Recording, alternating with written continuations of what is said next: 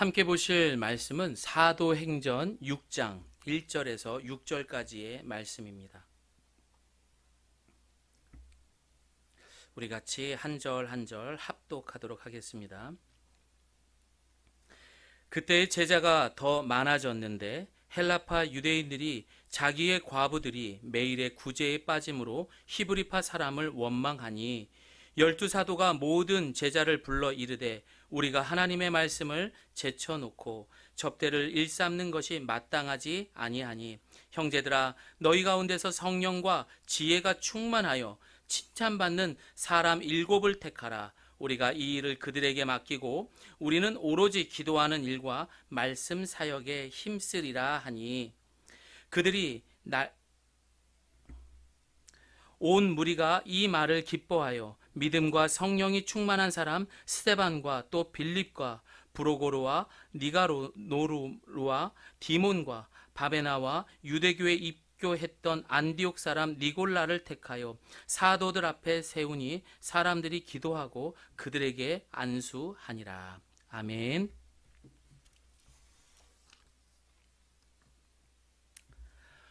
한 주간 잘 지내셨습니까? 예, 언제쯤 이 상황이 끝날까 그런 마음으로 또 기도하는 마음으로 한 주를 지냈습니다. 참으로 지금 우리가 보내는 이 시간들은 우리 국가적으로나 우리 가정 또 교회적으로 위기다라고 말할 수 있습니다. 그렇습니다. 우리는 살아가면서 그 순간순간 이 위기가 오게 되어 있습니다. 그래서 우리의 삶에도 또한 신앙생활에서도 이 위기는 늘 함께 갈 수밖에 없습니다. 그러나 여러분 너무 낙심하지 마십시오. 그 속에는 희망도 있습니다. 위기가 곧 기회다라는 말이 있습니다. 그러나 우리 그리스도인들이 이 기회라는 단어 앞에 꼭 놓치지 말아야 할 수식어가 있는데 이는 위험에 처할 수도 있는 기회다라는 것을 우리는 기억해야 됩니다.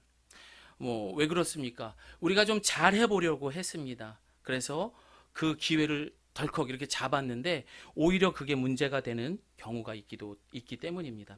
그만큼 교회는 이 시대에 하나님의 마지막 소망이기도 하고 희망이기도 합니다.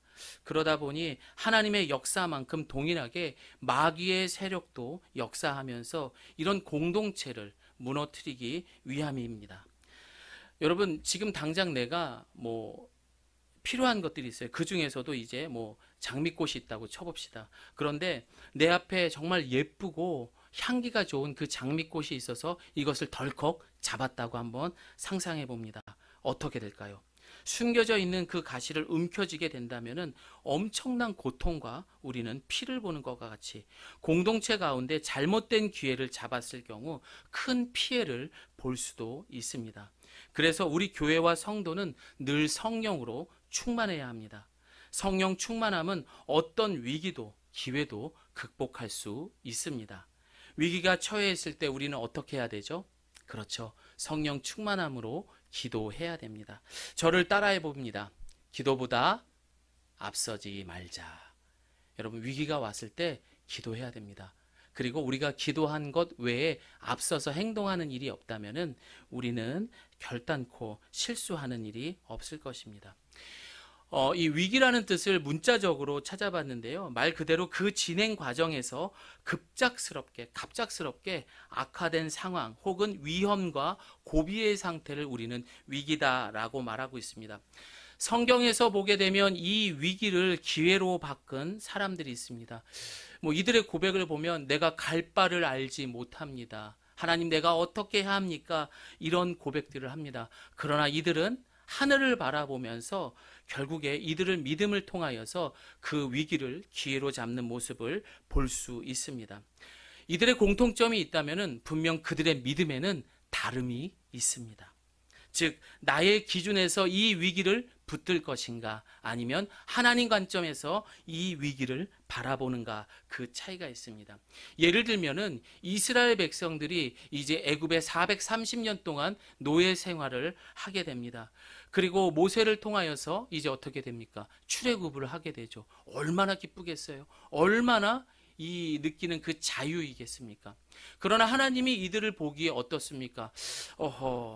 이 430년 동안 이들이 애굽의 생활을 하다 보니 이들은 많은 우상들을 섬기고 있고 하나님의 백성이 아닌 애굽의 백성으로 살아가는 모습이 너무 많았던 거예요. 그리고 이들을 어디로 이제 보내게 됩니까? 그렇습니다. 바로 광야입니다. 이 광야라는 곳은 마치 이스라엘 백성들에게는 위기가 될 수 있을 거예요. 야, 갑자기 이게 무슨 일이야? 이거밖에 없네. 이를 어쩌지? 하면서 이들은 그 아슬아슬 그리고 순간순간 시험과 고난의 순간들이 이들을 위기에 빠뜨리게 될 것입니다. 뭐 우리가 너무 잘 알고 있는 순간들일 거예요. 그러나 이들은 그 위기를 어떻게 합니까? 그 관점 자체를 하나님이 아닌 자신들이 어떻게 해보려고 하는 모습들이 있었던 거죠. 결국에는 이 출애굽 1세대는 모두 그 광야에서 죽게 됩니다. 그래서 우리 그리스도인은 이 환난이나 핍박에도 하나님 외에 다른 것들을 우선순위에 두어서는 안 됩니다. 그래서 이 광야 같은 고난과 위기의 삶 속에서 우리는 온갖 추하고 나약한 인간의 죄성들을 아주 싸그리다 들여다볼 수가 있는 그 상황이 바로 위기의 상태라는 거죠. 그리고 많은 위기를 통해서 하나님은 저들의 삶에 진짜 나의 모습을 보게 합니다. 그렇지 않을까요, 여러분? 어려움이 닥쳤어요. 위기가 왔어요. 그때 진짜 우리의 믿음의 모습을 볼 수 있고 진짜 내 신앙의 상태를 볼 수 있는 것입니다. 그래서 위기를 통해서만이 우리의 진짜 믿음을 볼 수 있습니다. 2020년 지금 우리 그리스도인들은 질병과 자연재해 그리고 지극히 개인주의 속에 메마른 이 광야에 들어와 있습니다. 누가 봐도 위기의 시간들이지만 이것은 분명한 하나님의 기준으로 바라봐야 합니다. 그리고 현 교회와 성도에 꼭 드러내야 하는 경건과 그리고 거룩함을 회복하는 하나님께서 우리를 향한 무엇이죠? 영적인 테스트 기간입니다. 사랑하는 성도 여러분, 하나님은 우리에게 많은 것들을 위임해 주셨습니다. 결국은 사람들을 통해 일하시는 하나님이십니다. 오늘 이 시간 이 위기를 통하여서 어떻게 해야 되죠? 교회는 교회답고 성도는 성도다울 수 있는 그런 초대교회를 통해서 그렇게 변화되며 위기를 기회로 잡을 수 있는 우리 모든 성도님들이 되시기를 바랍니다. 초대교회 성도들에게 이 핍박과 어려움을 이제는 넘어서 교회 안에서도 이제 문제가 생기기 시작했습니다. 사실 이런 것들을 이렇게 보게 되면은요, 우리가 삶이든 신앙생활이든 우리는 잠깐 끝나는 경주가 아니라는 것을 알 수 있습니다. 그래서 내가 좀 잘 나간다고 해서 내 어깨가 으쓱할 필요가 없습니다. 또한 지금 내가 좀 힘들다고 해서 또 위축됐다고 해서 그렇게 우리는 낙담할 필요가 없습니다. 우리의 인생 자체가 기나긴 마라톤과 같은 것이기 때문입니다.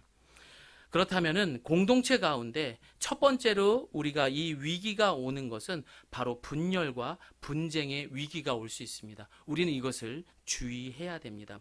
오늘 본문 우리 1절 말씀 함께 읽어봅니다. 시작. 그때에 제자가 더 많아졌는데 헬라파 유대인들이 자기의 과부들이 매일의 구제에 빠짐으로 히브리파 사람을 원망하니. 자, 여러분, 이 헬라파 유대인이 누구입니까? 그리고 히브리파 유대인이 누구입니까?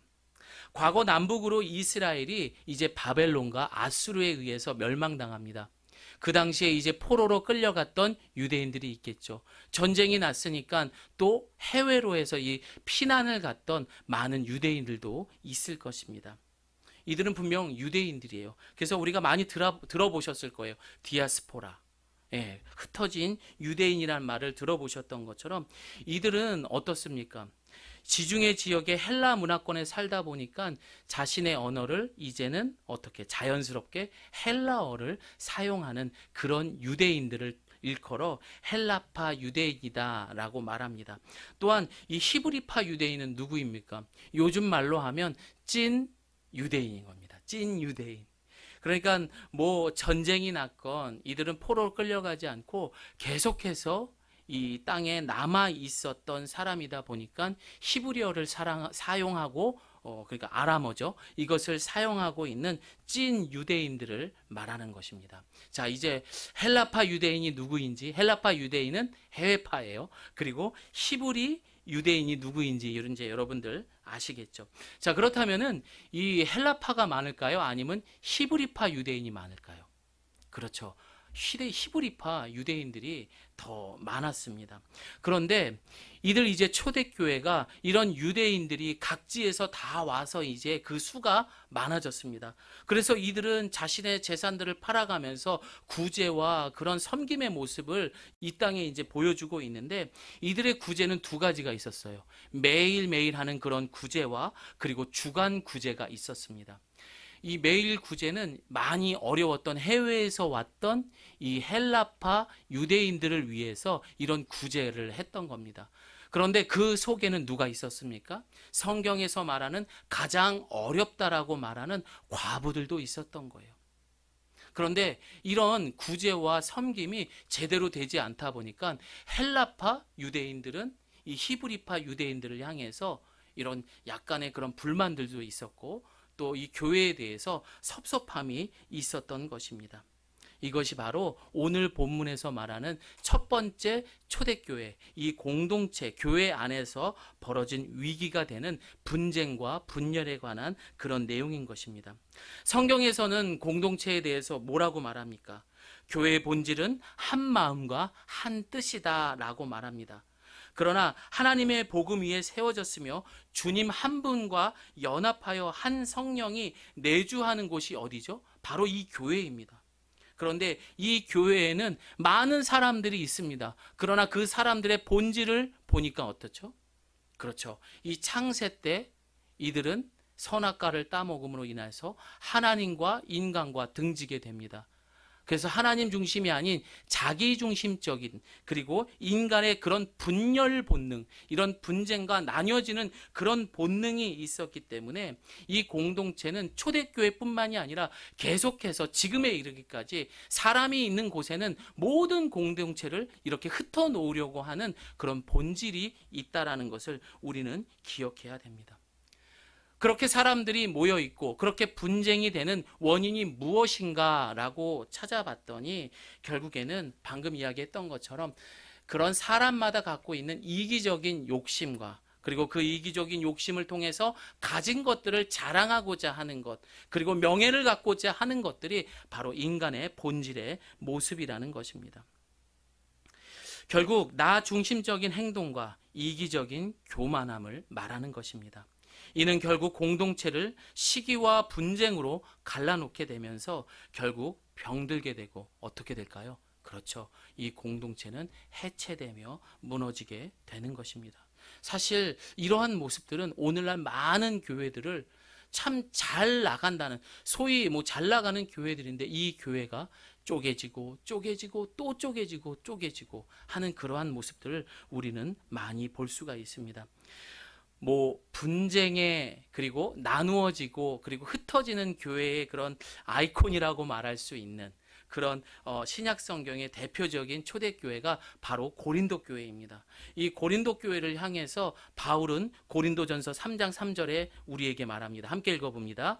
너희는 아직도 육신에 속한 자로다. 너희 가운데 시기와 분쟁이 있으니 어찌 육신에 속하여 사람을 따라 행함이 아니리요 라고 말하고 있습니다. 우리가 속해 있는 이 공동체, 뭐가 있죠? 제일 작은 단위가 되는 가정, 그렇죠. 그리고 교회, 그리고 더 크게 나아가서는 이 나라의 리더십들 중에는 꼭 이런 자기 말만 옳다고 이야기하는 사람들이 있습니다. 있어요, 없어요? 있어요.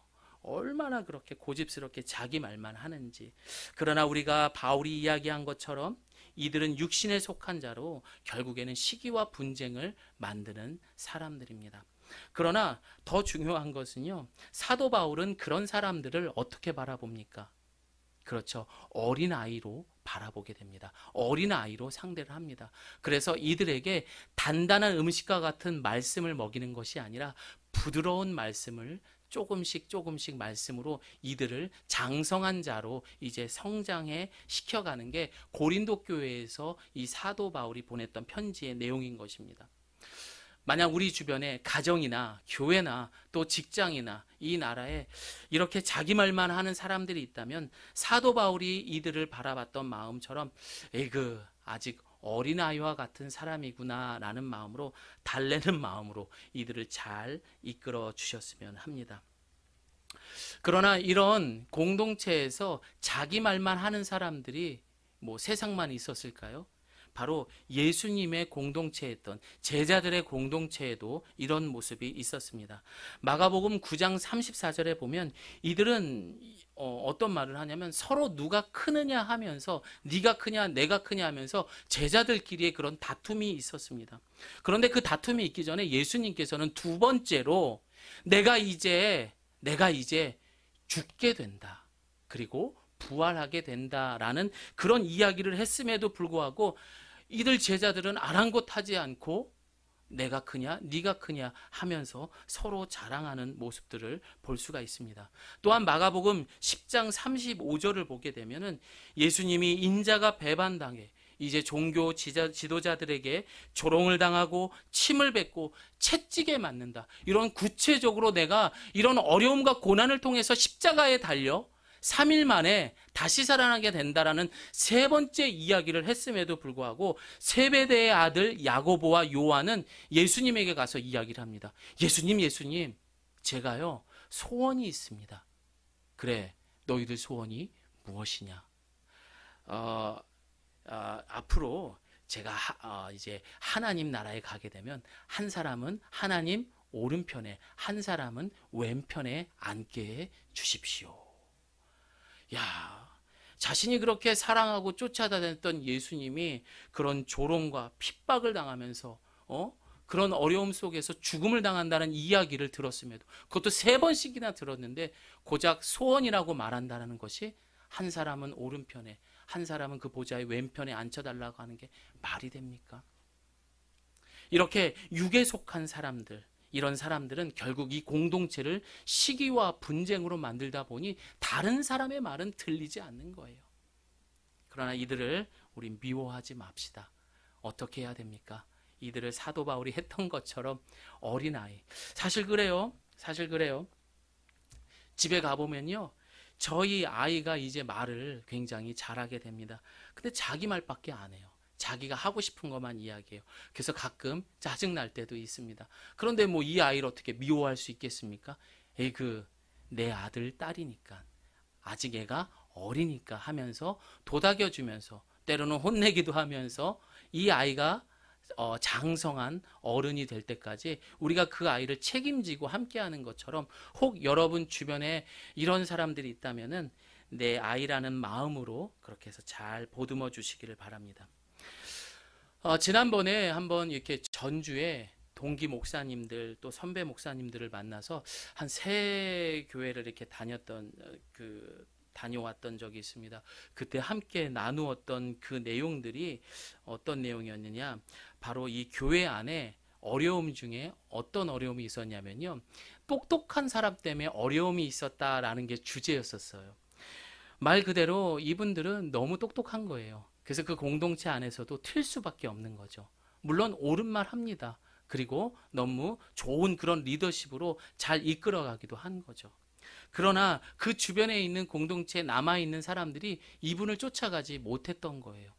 그러다 보니 계속 이분의 목소리는 커지고 이 공동체에서는 따라가지 못하니까 분쟁이 생기기 시작을 한 거죠. 말 그대로 그 안에 위기가 생긴 거예요. 결국에 어떻게 됩니까? 그 똑똑하신 분이 교회를 나가게 됐다라는 그런 안타까운 이야기를 듣게 되었습니다. 여러분, 만약에 우리가 사과를 먹습니다. 이런 과도칼로 사과를 예쁘게 깎아서 이걸 먹으려고 하는데 내가 이걸 빨리 먹고 싶은 거예요. 그래서 이 큰 요리사들이 쓰는 칼이 있잖아요. 그런 칼을 가져가지고 내가 사과 빨리 먹겠다고 한번 깎아 보십시오. 전문가가 아닌 이상 우리는 손을 다치거나 아니면은 이 사과를 제대로 오히려 더 늦게 먹을 수밖에 없다라는 거죠. 이처럼 이거를 이제 뭐 사자성어로 굳이 이야기를 한다면 이러탁수해서 물고기 한 마리가 이 물을 흐린다라는 말과 같은 것입니다. 결국에 아담과 하와를 통해서 온 인류에 죄가 들어오게 되고 이 에덴 동산을 어둠에 만드는 그런 위기의 갈등의 모습을 만든 것처럼 우리 공동체 안에서 이런 분쟁과 갈등의 위기의 원인은 결국에는 나의 욕심과 이기적인 모습에서 나올 수 있다는 것을 우리는 꼭 기억해야 됩니다. 사랑하는 성도 여러분, 작게는 가정에서 크게는 직장에 이르기까지 개인의 이런 욕심과 죄에서 나오는 이런 모든 것들을 우리는 판단하고 입을 열어야 할 것입니다. 다시 말해서 과연 내가 말하는 것들, 내가 행동하는 이러한 것들이 하나님이 기뻐하시는가 아니면 마귀가 기뻐할 일인지에 대해서 우리는 잘 생각하고 행동해야 할 것입니다. 바울은 우리에게 고린도전서 1장 10절 말합니다. 함께 읽습니다. 형제들이여, 나는 여러분 모두가 같은 말을 하고 여러분 가운데 분열이 없고 한 마음 한 뜻으로 굳게 연합하기를 우리 주 예수 그리스도의 이름으로 권면합니다 라고 말했습니다. 여러분 꼭 기억하시기를 바랍니다. 그리고 이들 초대교회들은요 어떻게 합니까? 그런 분쟁과 분열이 왔어요. 그런데 이들은요 성령이 충만하니까 세상과 다른 방법으로 7명의 리더를 이제 선택하게 되면서 그리고 이 방법들을 해결해 갑니다. 우리 함께 2절에서 4절 말씀 우리말 성경으로 읽어봅니다. 시작. 그리하여 12 사도들은 제자들을 모두 불러놓고 말했습니다. 우리가 음식을 분배하는 일로 인해 하나님의 말씀 가르치는 사역을 소홀히 여기는 것은 옳지 않습니다. 형제들이여, 여러분 가운데 성령과 지혜가 충만하다고 알려진 사람 7명을 뽑으십시오. 그러면 이 임무는 그들에게 맡기고 우리는 기도하고 말씀을 가르치는 일에 온 힘을 기울이겠습니다. 오늘 본문을 보면서 정말 하나님이 이끌어가는 공동체구나 라는 생각을 하게 되었습니다. 어떻게 이런 생각을 하지? 라는 마음도 있었습니다. 세상의 기준으로 공동체에서 우리가 리더를 선택하거나 누군가를 뽑을 때 여러분 어떻게 합니까? 사실 보여지는 모습을 보게 됩니다. 많은 남성들이, 많은 여성들이 소개팅을 나가거나 선을 볼 때 여러분 어떻게 알죠? 그렇죠. 겉모습을 봅니다. 이런 것처럼 공동체에서 중요한 역할을 뽑는 사람, 그 사람을 선택할 때는 그 사람이 어떤 일을 해왔으며 어떤 학교를 나왔고 어떤 출신인지 뭐 이런 것들에 관심을 갖는 게 대부분의 우리 사람들의 기준입니다. 두 번째로 우리가 공동체가 조심해야 할 것 중 하나가 바로 사람을 선택할 때, 세울 때 이 위기가 올 수 있다는 것을 명심해야 됩니다. 특히 이 대표적인 것들이 뭡니까? 우리가 한 가정을 이루기 위해서 사실 성경에서 이 가정이라는 것은 정말 중요합니다. 왜냐하면 제일 작은 교회에 다니기 때문이죠. 그런데 우리가 이 평생 함께하는 배우자를 선택할 때에 우리는 많은 실수를 한다는 겁니다. 또한 교회 중직자를 선택할 때, 나라의 지도자를 선택할 때, 또한 직장에 그런 사람들을 선택할 때 우리는 이것들을 정말 잘 선택해야 됩니다. 역사에서도 보면은 좋은 왕 그리고 나쁜 왕, 어떤 왕을 선택했느냐에 따라서 백성이 잘 사느냐 못 사느냐 이것들이 결정된다는 것을 우리는 잘 알고 있습니다. 그래서 이런 선택의 일은 사실 구약을 봤을 때에는 하나님께서 이 모든 것들을 하셨어요. 또 예수님이 계셨을 때는 예수님께서 부르시고 선택을 했습니다. 그리고 예수님이 죽으셨을 때 그리고 승천하셨을 때 어떻게 합니까? 이제 한 명의 제자를, 유다가 죽고 나서 한 명의 제자를 더 이렇게 선택을 해야 할 때 제비 뽑기를 통해서 12번째 마띠아가 선택이 되었던 것처럼. 그런데 이 사도행전이 시작되면서 교회가 세워지면서 어떻게 됩니까? 집사를 임명할 때 하나님이 하십니까? 물론 이제 하나님이 하시겠죠. 그리고 집사를 임명하고 뽑을 때 어떻게 합니까? 성령의 인치심을 받은 성도들이 이 사람들을 이제 위임을 받고 사람들을 선출하고 선택하는 일을 한다는 것. 여기에 우리는 관심을 가져야 할 것입니다. 본문은 성령과 지혜가 충만한 사람을 뽑아야 한다고 말하는 것처럼 절대 세상의 기준의 눈으로 이런 사람을 뽑을 수 없다는 것입니다. 즉 다시 말해서 성도된 우리가 교회 안에서 중직자를 세우는 것은 우리가 부활의 예수 그리스도를 고백하고 새로운 피조물이 되었다라는 것을, 그런 의미가 우리에게 주어졌다라는 거죠. 또한 하나님의 위임자로서 교회의 역할을 수행하는 아주 굉장히 중요한 이 역할이 바로 성도라는 것, 이것도 우리는 알아야 됩니다. 그리고 오늘 본문은 이들이 이 집사를 세우게 된 것, 그러나 모두가 이 본문 5절의 말씀처럼 기뻐했다라고 말합니다. 이것은 무슨 말입니까? 결국 이들이 이런 성령의 충만함과 지혜를 가진 사람을 뽑을 수 있었다라는 것은 바로 이들 또한 성령이 충만했기 때문에 이런 사람, 하나님의 마음에 합한 사람들을 선택할 수 있었다라는 거예요. 사랑하는 성도 여러분, 우리가 꼭 명심해야 됩니다. 많은 사람들은 어떤 사람이 선택돼서 뽑혔는가에 대해서 관심을 많이 가집니다. 그러나 더 중요한 것은 누가 뽑히는가, 이거보다는 누가 누구를 뽑는가가 더 중요한 것입니다. 어떤 사람들이 뽑았는가가, 선택했는가가, 이게 더 중요하다는 것을 우리는 기억해야 됩니다. 결국 이들 성도들의 기쁨으로 선출된 7 집사들은 공동체에서 부흥의 역할을 감당하는 핵심적인 역할을 하는 사람들이 선출된 겁니다. 혹시라도 이제 우리가 우리 아이들이 이제 결혼을 앞두고 준비를 하고 있다면요, 정말 성령 충만하셔야 돼요. 성령 충만함으로 해서 이 결혼을 준비한다면 그런 사람을 만날 수 있는 겁니다.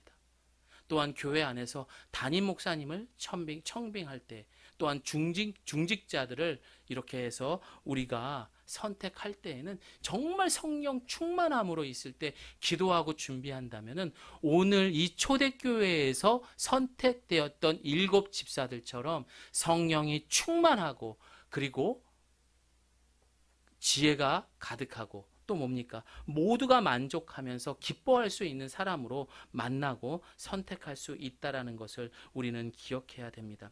그런데 가만히 보면은요, 이들이 얼마나 대단했냐면은요, 분명 헬라파 유대인과 히브리파 유대인 이 두 사람들을 봤을 때 분명 히브리파 사람들이 많았어요.